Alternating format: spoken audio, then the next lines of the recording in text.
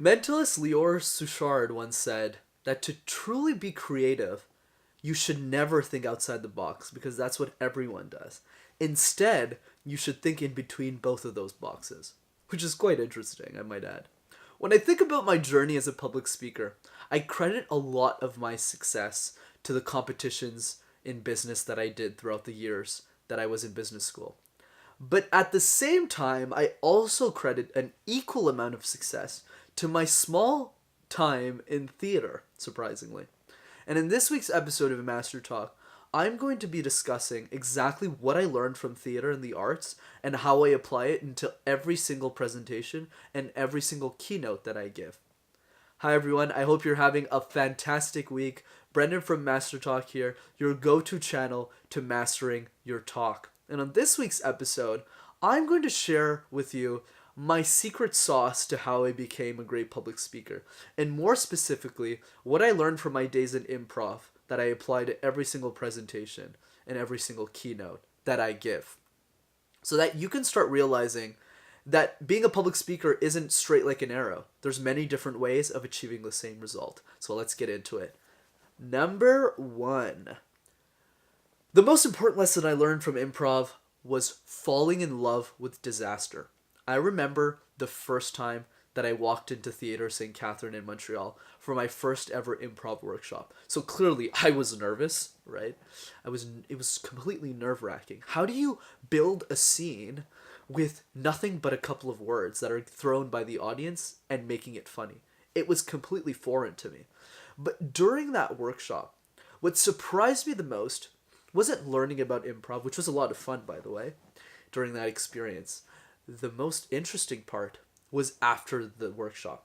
Because what happens at Theatre St. Catherine is after the workshop is given, there's a big show that's given after the workshop where people come and pay money and they watch the show. But what intrigued me the most was almost every person in the show is a volunteer. They don't get paid, they just take people from the workshop to then give the show after.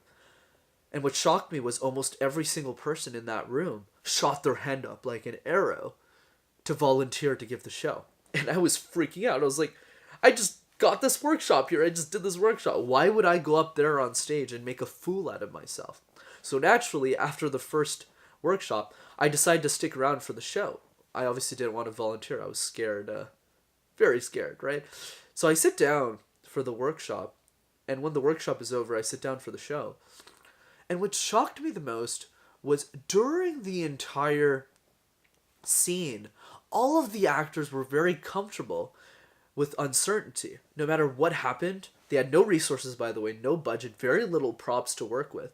Yet the show was amazing. They were hysterical. They were professional. I thought they were actually like real professionals in improv, and they were outstanding. And that taught me a very important lesson in presentations.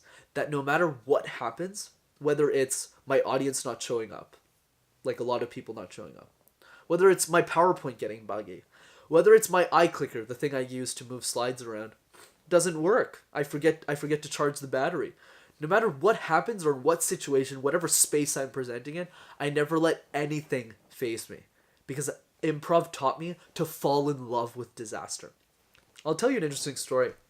I remember a couple of weeks ago, I was giving a presentation to a nonprofit on public speaking, and the director of the entire institution told me to take this big clunky microphone and put it in my right hand throughout the entire time I presented, because they didn't have the resources for like a cool mic that you see a lot of speakers give, right? So I had this clunky microphone in my right hand, and I forgot my iClicker that day, so I also had this clunky left-handed mouse on my left hand, and I was presenting like this, and you know what I did? I embraced it. I fell in love with disaster. And I gave an amazing presentation regardless, and they absolutely loved it, right? So it goes to show you that no matter what setting you're in, no matter what anything throws at you, you need to fall in love with disaster so that you can master your talk no matter what setting you're in. Number 2. So after falling in love with disaster, the second thing that I learned from improv was always saying yes. Because none of improv is practiced, and everything is off the cusp, it's instantaneous, you can't say no. if somebody says something in a scene, you have to build upon it. It forces you to keep the scene going. Because if the scene stops, improv is useless. Nothing is funny and it all becomes awkward, right? So I remember this one time when I was watching the presentation the first time I was watching the show. One of the persons comes up, one of the people, and looks at the audience and says, "Space." He just yells space. And it was the funniest thing I've ever seen in my life. Through the way that he showed his nonverbal cues, through the way that he acted. He said absolutely nothing. And then somebody else just walked up to the scene, looked at him, looked at the audience, and just said, "Space." And it was super hilarious.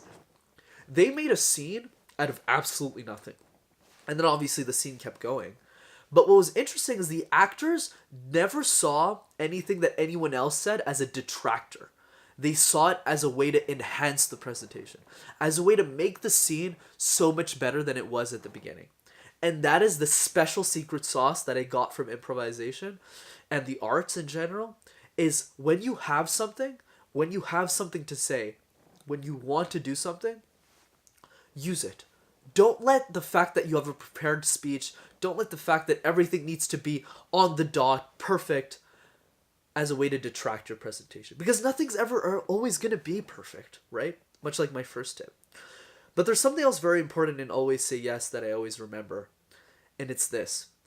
Always saying yes always pushes you to go outside of your comfort zone and to do things that you would never do to get your audience interested in you. That's why I've given presentations in Japanese. That's why I bring roses to some presentations, just to get people excited, to get people curious. I'm not afraid to doing what's uncomfortable.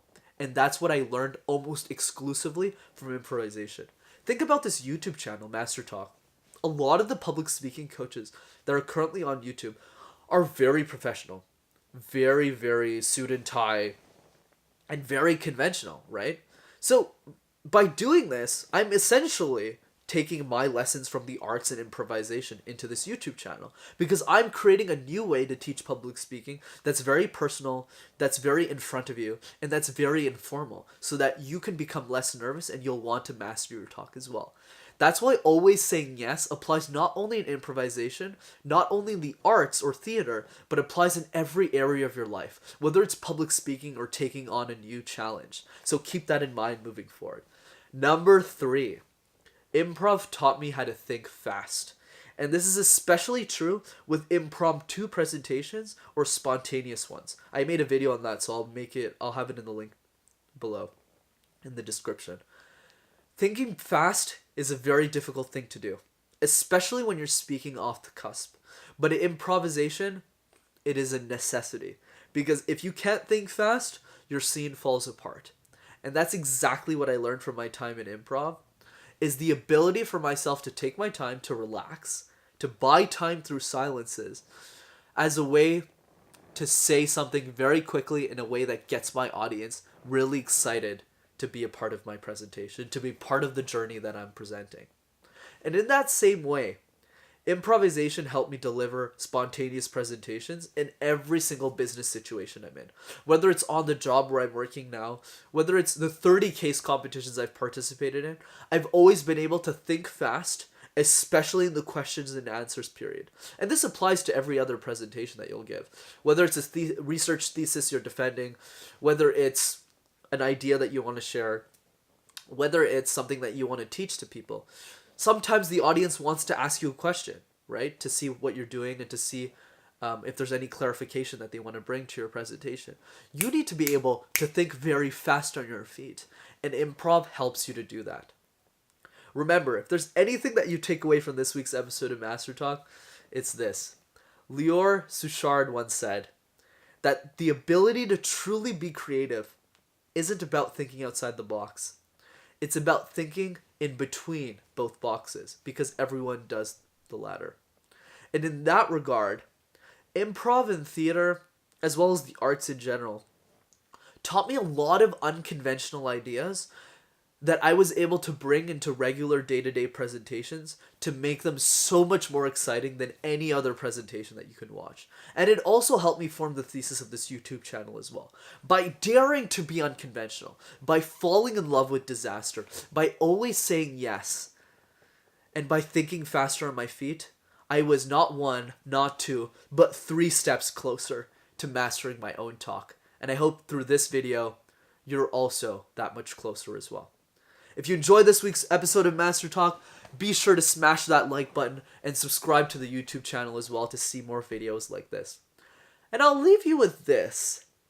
If there's someone that you know in theater, someone that loves the arts, whether it's drawing, whether it's improvisation, whether it's theater, whether it's speech, send them this video so that they understand that the skills that they have can easily be applied to being one step closer to mastering their talk.